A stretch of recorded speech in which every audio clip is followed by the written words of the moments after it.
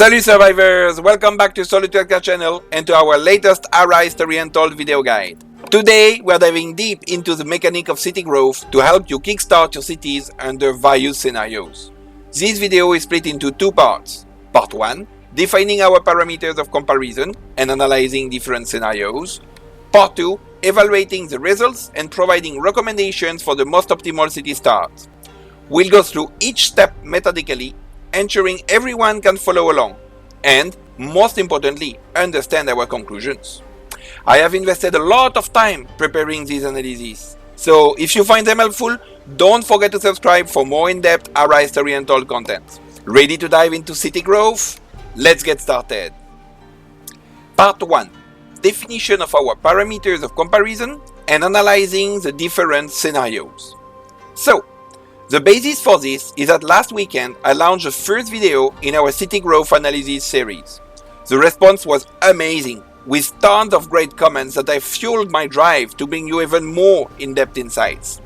And many of you suggested we dive deeper into additional scenarios for a more comprehensive comparison. So today, we're expanding our study to include 3 representative cases for the city health bonus and 3 for the amenities growth bonus. Let's get into it.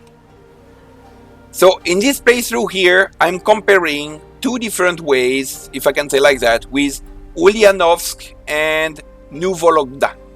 So with these 2 cities, this one is pretty interesting, Novologda. So in Novologda, I designed my growth with the carriages to get a big plus 100 city growth, followed by the festival. So at this stage, with 2 amenities for the tier 3 and tier 4 the city growth, that's the best city growth I can get. But as you can see here, I have a negative health, -5 from the carriages, and I'm preparing to build already a water well to improve my city health. And I could also switch here some of these production bonuses I have in the dwelling to other type of bonuses, so rug and carpet for +3 city health, and metal pots for another +3 city health. So I'll get +10 from the water well. In the future, I'll be able to even add an expert in the water well.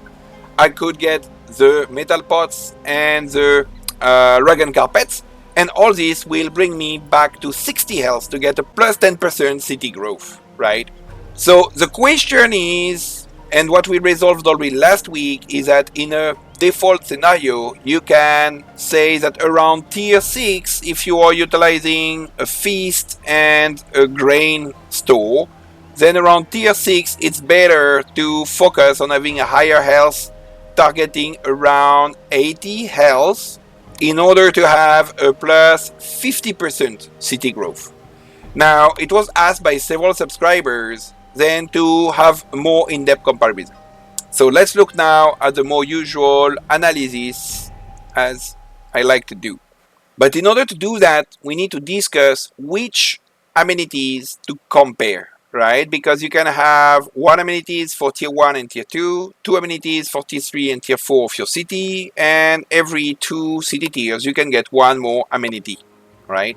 So I didn't want to consider to have more than 2 amenities, because then you could have like so many comparisons, and anyway, you understand a bit better why down this video, why it's not necessarily needed. But if you assume, say, at the start of the game, you don't have yet access to the Bronze Age, Iron Age, and Antiquities, then you will only have as access for city growth, the feast, and the grain store, right? So we will compare still, as part of our analysis, the feast and the grain store, same as last week. But this time, we will add the carriages, and we will add the festival. That basically is the 2 best city growth of amenities during the Act 1, right? And in my game, I'm at the last day of Act 1 or first day of Act 2, and that's why it's a perfect timing to do that analysis. Now, when you look at the city health bonuses, you have really a lot of options, but none are really great, huge, right? You have multiple +15, you also have the sandals, really nice, with the +10% city production. So you have multiple options for the city health. But the city health, you can also boost it, as I mentioned earlier, with a water well, with a granary, with apothecary, with the metal pots and the rugs and carpets inside the dwelling. So you have several options to get multiple small bonuses on city health in order to achieve 60, 70, 80, and therefore get plus 10%, 25%, and 50%. So based on this, I decided to have 3 cases of a city health bonus design and 3 cases of a city growth amenities bonus. What are our 3 cases? So we have, as mentioned, the 60, 70, and 80 for the city health, which leads to a city growth bonus of plus 10%, plus 25%, and plus 50%. I'll name it here the cases B, C, and D. Then we have, for the amenities, the case 1, the one that you can do early in the game, the plus 55, utilizing the feast and the grain store. Then later on, in order to be able to have multiple milestones or multiple progress, you have the plus 100 with the carriage, and then the plus 150 with the carriage plus the festival. So we have 55, 100, and 150. As you can see in the graph here, 50, 100, and 150. Then you can easily see where would be the curve, the line for the 200 here, and the line for the 250 there, if we wanted to add even more amenities. However, keep in mind that these amenities cannot start obviously early. You need to already be tier 5, 6 to have 3 amenities, tier 7 and 8 to get 4 amenities. But anyway, in this one here, we look at 3 cases each. We are not going to run 100 scenarios. We need to find the representative ones. And here are the 3 representative scenarios for the city growth bonus with B, C, and D, and the 3 representative scenarios for the city growth amenities bonus with cases 1, 2, and 3. Now, at the second part, let's look at the analysis and the results from these scenarios.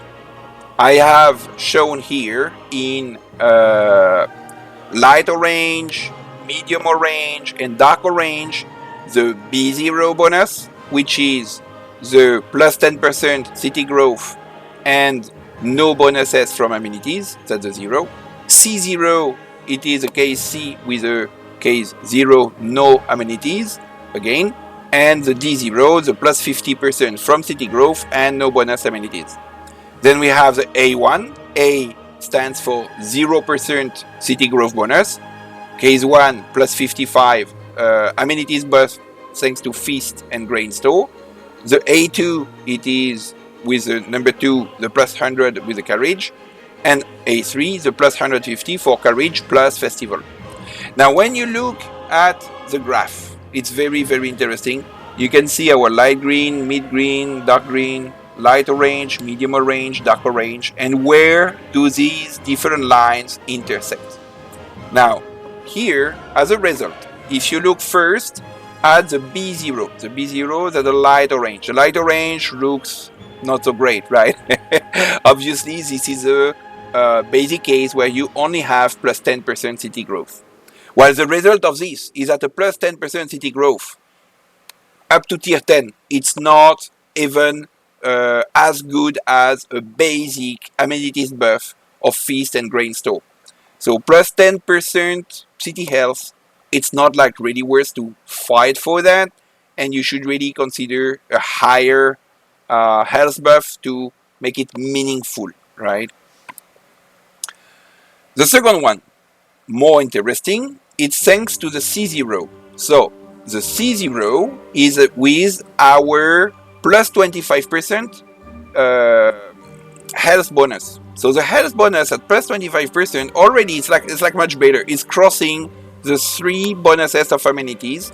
It is break even, or it has the same bonus, I should better say, as the plus 150 from the buff at tier 10. It's equal. As you can see here, the mid orange and the dark green intersect at the tier 10 of the city, right?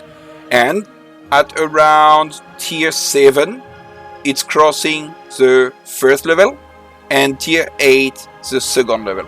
And now, when we compare the best case, ideally what you would like, right, to reach 80 in health and this way obtain the KSD with a plus 50% city growth bonus? Well, if you compare that with just a plain carriage, then it's at the tier 7 that you are having the same bonus from one carriage and one plus 50% city growth bonus. And very interestingly is that if you look at the plus 150 from the case 3, from A3, right, it is also crossed quite early on. It's just before tier 8 here in this graph, meaning that even if you had 200 or 250 city growth bonus from amenities, actually the red curve would also be better than it quickly at between tier 8 to tier 9. Actually, you reach already plus 300 growth per turn with your city growth bonus from your health. So, as a result, basically, having 80 health for a plus 50% growth bonus, it's huge, and it will rapidly be even better than the carriage. However, if you have just 60, then you really don't get much, and the carriage will be really the engine for your growth, to fuel the growth of your city. So depending on what is your capability to generate a high health in your city, you should discard the carriage earlier or later. If you have a low health, you can keep your carriage for a very long time. But if you're successful enough to shift your amenities and to build your city to obtain a high health relatively early, say around tier 8, yeah, tier 8 is a good target. Tier 8 of your city, you need to have 80 health with a plus 50% growth bonus. It will break even the bonus of your carriage, and in the following 2 tiers the carriage will be very minimal in terms of bonus compared to the bonus from your health. Great! So from this analysis, I hope you will now have a better view on how to have the best optimal growth for your city. It depends if you are in the initial eras versus the later eras of the Act 1. It's not the same.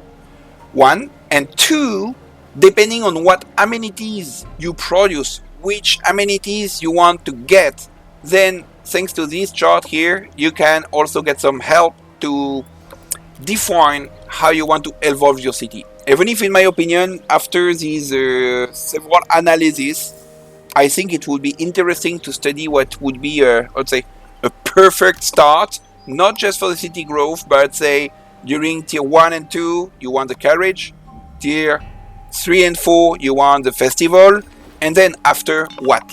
Do you go for the preserved food? Do you go for the gourmet? Do you go for the sandals, the metal pots? What do you go for? Well, I think there are different ways to look at it and how to compare. It depends probably on case to case, and this could be for another video study. Anyway, at the same time, now that I played the Act 1 quite a bunch of times, to be honest, I feel like maybe a next video could be on the analysis on which technologies are easier to skip during the Act 1. Anyway, we can discuss that in the next video. And on that note, let's toast to the like and subscribe buttons. I appreciate very much the support. Thank you for watching, and see you in my next videos. Cheers!